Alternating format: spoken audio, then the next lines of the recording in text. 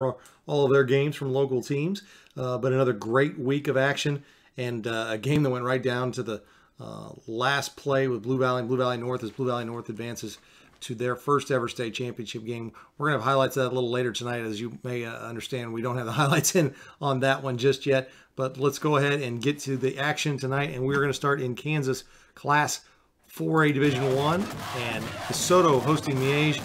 And I tell you, early on it looked like DeSoto was going to have this one rocking and rolling.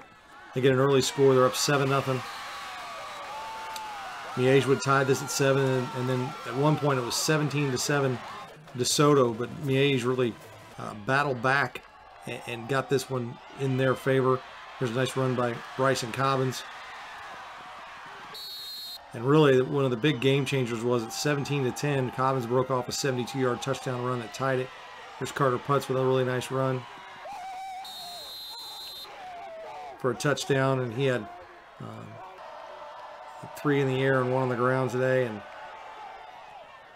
piled up some yardage here. He eventually would end up breaking the state record held by Will Schneider of Shawnee Mission North in this game and become the all-time leading passer. Like I said, we'll have more complete highlights of that as the night goes on prepskc.com. Let's go ahead and take a look at that Kansas 4A Class 4A Division 1.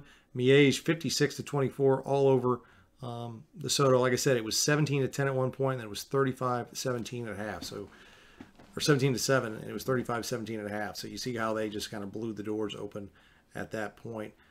Andale with a 20-13 win over McPherson. They get the win. They're going to the state championship game. So Saturday, the 25th at 1 o'clock at Hummer Sports Complex in Topeka. Miege going for its 4th straight against Andale, a team they played in the state title game a couple of years ago. Good showing by DeSoto, but Miege is the better team, as they have been all season long. And, really, it's one of those things where you see a team like DeSoto. That's the most points I think that Miege has given up on their ones all season. And the first time they really trailed, I think, into the second quarter all season as well. So hats off to DeSoto, but really congratulations to Miege and Carter Putz. What a fantastic season that they've had, and it's one of those record-breaking seasons. And he has the all-time touchdown record, all-time passing record, and he's a Fontana finalist.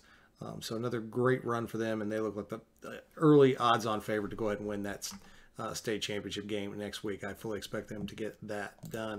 Let's go ahead and take you now out to Aquinas Mill Valley. 3rd straight year they played in the semifinals. Aquinas gets to host this time around, and they jumped on them early here and just never really let Mill Valley become a part of this game. There wasn't going to be any kind of run with Mill Valley, and they'd gotten off to a good start. And there's Will Swanson, the quarterback, who's really one of the better players that you don't really think about or hear about in the Metro. He doesn't put up gaudy stats. All he does is put them in a position to win, makes great decisions on their reads and their flexible on offense. And Cameron Jackson, another great night for St. Thomas Aquinas, a couple touchdowns for them. And it's a good win for Aquinas. They're now back in the state championship game for the 3rd time in school history, 2nd time since 2014, 2nd time in Randy Dreiling's career. There 4 years they've gone to 2 state title games and 2 semis, so really a good run for Aquinas. Let's go ahead and take a look at that bracket. They are going to be playing a familiar foe, Bishop Carroll. That's who they beat them and beat them in 2014. And those two teams have spent a lot of time in that state championship game. It's going to be down at Carney Smith Stadium at Pittsburgh State. Should be a good one. Another run for Pittsburgh State, or rather run to Pittsburgh State for Aquinas and Bishop Carroll. Well, the last game tonight is that Blue Valley North Blue Valley game that was back and forth all night long. Blue Valley had an early lead. Blue Valley North came back and tied it. Then Blue Valley North was leading in the second half. Blue Valley tied it late with a field goal to make it 30-30. 37. They tied it at 37 in the first overtime, and then 44-37 in the final. They got to stop at the end. Blue Valley North gets a win, goes their first state championship game. Of course, we have highlights, story, and photos from that contest. Tomorrow, we've got some great games on the Missouri side. Like I said, this is going to be a short show because we don't have that many games tonight. Blue Springs is in the state championship game against CBC. That's at 7 o'clock in Springfield.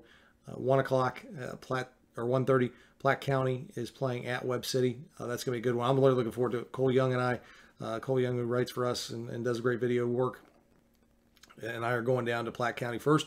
We're going to do that game, and then we're going to get done with that one, get that loaded up to the site, and then we're going to go to Springfield and see Webb City or see CBC in Blue Springs. So it's going to be a good one. But then here in the Metro, you've got Staley hosting Carthage. I fully expect Staley to get that win in that game and go on to the state championship game. And 3A, Maryville is one of our outskirts teams. They're at Blair Oaks in Jefferson City. I think that's kind of the state championship game. I think if Maryville gets that win, they've got a good chance to win a state title. Blair Oaks looks really good. They just knocked off the #1 team in the state heading into the playoffs, McClure South Berkeley.